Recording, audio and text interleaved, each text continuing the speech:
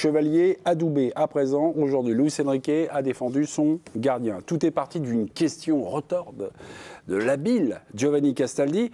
On va revoir la séquence. Et puis après, on va aller évidemment donner la parole à l'imitateur officiel de Maïté, ou pas d'ailleurs. Pour Lucas Chevalier, quel regard vous portez sur son début d'aventure au Paris Saint-Germain? Est-ce que vous échangez avec lui? C'est pas évident de débarquer dans un club champion d'Europe avec une pression différente. Quel regard vous portez sur ses débuts? Merci. Rien, c'est la même chose toutes les années. Je suis très content de vous ressentir. Et je suis très content de Lucas Chevalier. Pour moi, c'est l'un des meilleures options, ou la meilleure option. Et je suis très content de son performance. Vous vous rappelez de combien d'années vous critiquez Gigi Donnarumma? Je me rappelle parfaitement. Les 4 dernières années, vous avez tué, vous avez tué déportivement Gigi Donnarumma, s'il vous plaît. Et ce que je peux dire de Lucas Chevalier, c'est que j'aime son personnalité, son niveau comme joueur. On est très confiant qu'il va être très important pour l'équipe pendant beaucoup d'années.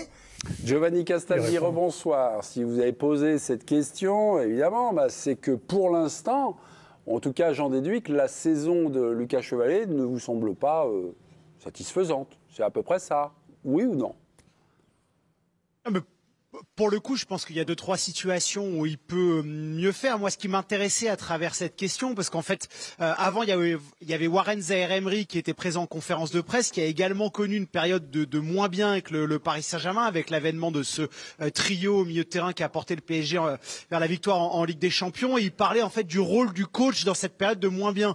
Et c'est pas faire offense à Lucas Chevalier de dire qu'il réalise pas un grand début de saison avec le PSG. Il y a cette faute énorme face à Marseille, face à Strasbourg. Je pense que sur le but de Moreira, il y a son pied qui reste bloqué dans le sol, il peut mieux faire. Voilà, mais c'est normal. Moi, je pense que c'est une phase d'apprentissage et je voulais qu'il nous explique qu'est-ce qu'il lui apporte, qu'est-ce qu'il pense des débuts de son gardien et en quoi il peut s'améliorer. Il ne s'agit pas de dire qu'il n'avait pas le potentiel pour s'imposer.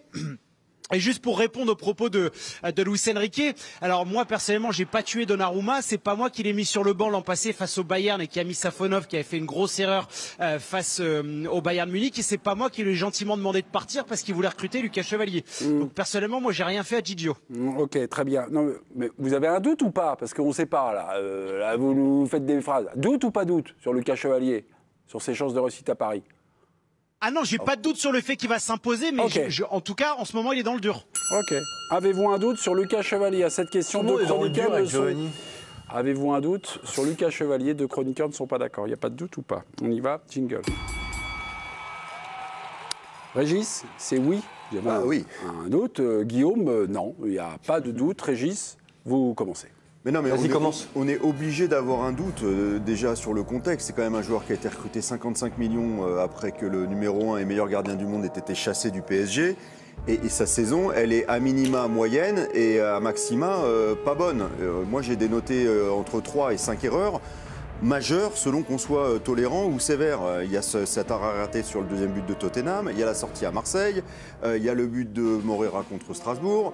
Sur le but d'Mbappé contre Lille, il n'est pas non plus nickel. Il y a un but à Toulouse sur lequel il est moyen. Ça fait quand même beaucoup d'erreurs pour ne pas douter. Ok. Guillaume Dufy, non. Pourquoi? Moi, j'avais des doutes quand le Paris Saint-Germain a décidé de recruter ce jeune garçon, alors que Donnarumma était encore là. J'ai dit, tiens, encore le Paris Saint-Germain qui ne sait pas gérer ses gardiens, ça va être le bordel. Donc il arrive dans un contexte particulier, Donnarumma est encore là, il commence, Donnarumma est encore là, et je trouve que sur le début de saison, malgré tout, ce garçon, il s'en sort plutôt pas mal. Alors effectivement, c'est pas parfait. Psychologiquement, je le trouve hyper solide. Quand il fait une erreur, il s'y remet très rapidement. Et encore une fois, c'est important pour un gardien d'avoir la meilleure équipe possible du PSG. Il ne l'a pas eu depuis le début de la saison. Avez-vous un doute sur Lucas Chevalier, vous, chers téléspectateurs, compte Twitter de l'équipe du soir, compte X de l'équipe du soir? Moi, je vais actualiser mes données numériques. Et puis, c'est soit Régis si vous avez un doute, soit non, pas de doute pour Guillaume Dufy. Président, à vous de jouer. On n'est peut-être pas très bon en imitation ce soir, mais duel, ça commence bien. Parce que franchement, c'était costaud.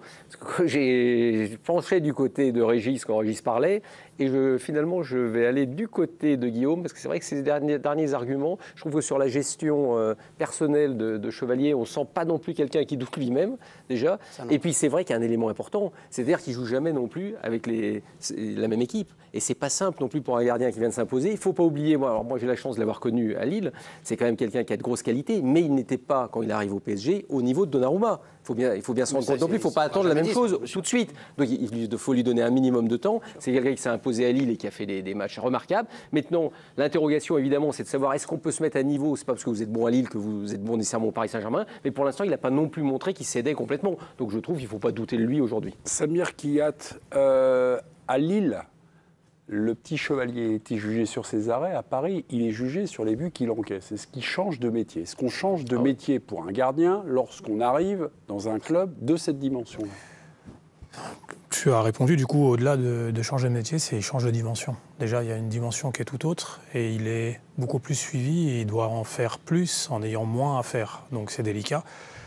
Et pour répondre à la question, pour moi, l'excuse de il change de partenaires, oui, certes, quand tu as les mêmes partenaires, tu as des repères, mais quand tu es à ce niveau-là de compétition, peu importe le partenaire, tu dois être performant, tu dois être concentré. Et aujourd'hui, moi, pour être honnête, pour moi, j'ai pas de doute. Je pense qu'il va s'imposer. Aujourd'hui, le début de saison n'est pas très cohérent. Et après, moi, par rapport à ce que disait Guillaume, je suis tout à fait en phase par rapport à sa gestion des émotions et la manière dont il réagit quand il fait des erreurs. Je trouve qu'il... Tottenham.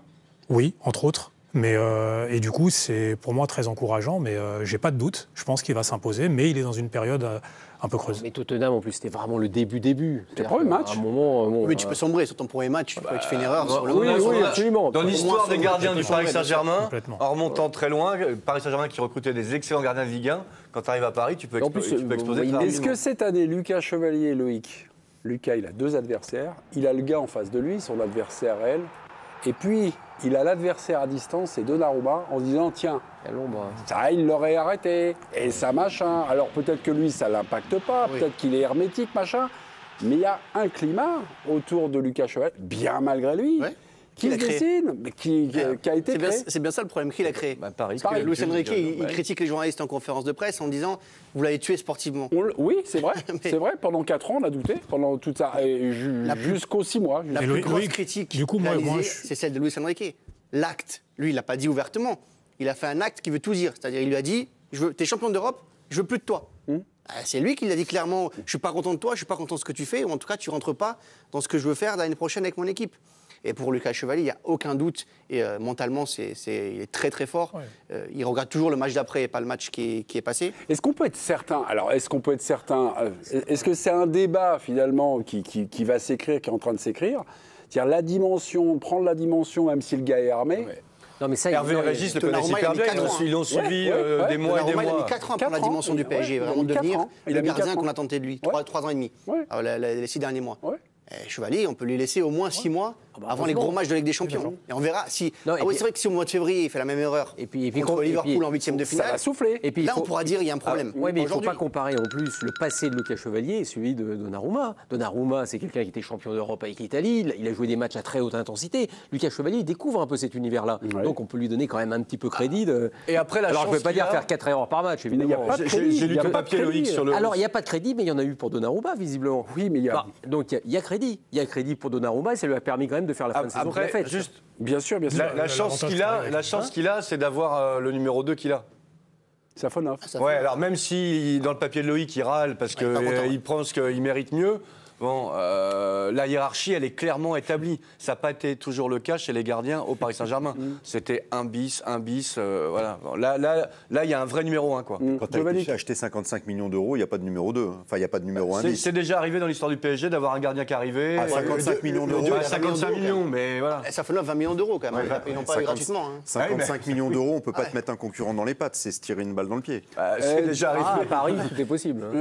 Je trouve que vous n'avez pas assez parlé de petit inventaire commentaire que nous avait fait Régis Testolin sur son début de saison. Il y a aura tout ce qui fait de mal. Non, mais je vous écoute. Mais il est jugé sur ses erreurs aujourd'hui. Non, mais sur ses débuts, sur le fait de lui donner du temps, etc. Je suis tout à fait d'accord avec vous, mais en attendant, là, il y a les images des buts encaissés qui passent derrière nous, et je les regarde, et je trouve que ça fait quand même beaucoup. Je trouve que l'inventaire est assez lourd quand même. Mais bon, après, je vous écoute. Si vous... Personne ne dit le contraire, c'est juste... Moi, j'ai pas de doute sur le fait que dans 2 ou 3 ans... Mais la question, c'est avez-vous un doute à court terme, j'imagine? Bien sûr. La question, elle est à court terme. Bien sûr. À court terme, sur la saison en cours, oui, j'ai un doute. J'ai un doute qui commence... Parce que quand je le vois commencer aussi mal cette saison, faire autant d'erreurs... Je suis désolé, mais l'erreur contre Marseille, elle est majeure, elle est manifeste. Ce ballon qui repousse contre Toulouse, enfin, je sais pas, contre Strasbourg, ça fait quand même 4 ou 5 erreurs, on est mi-octobre, 4 ou 5 erreurs. Tu l'as vu, le double arrêt? Oui, je l'ai vu, bien sûr. Bien sûr, heureusement qu'il fait des arrêts. Ah ben il fait des très beaux arrêts. Bien sûr. Je dis que j'ai un doute à court terme. Son métier a changé. À moyen terme ou long terme, j'ai pas de doute sur lui. Il est jugé sur les buts qu'il prend, pas sur les arrêts qu'il fait. Mais on peut le juger sur les arrêts aussi, et sur le jeu au pied. Ça a changé beaucoup de choses pour le PSG. Giovanni Castaldi. Au pied. Ah si, quand même.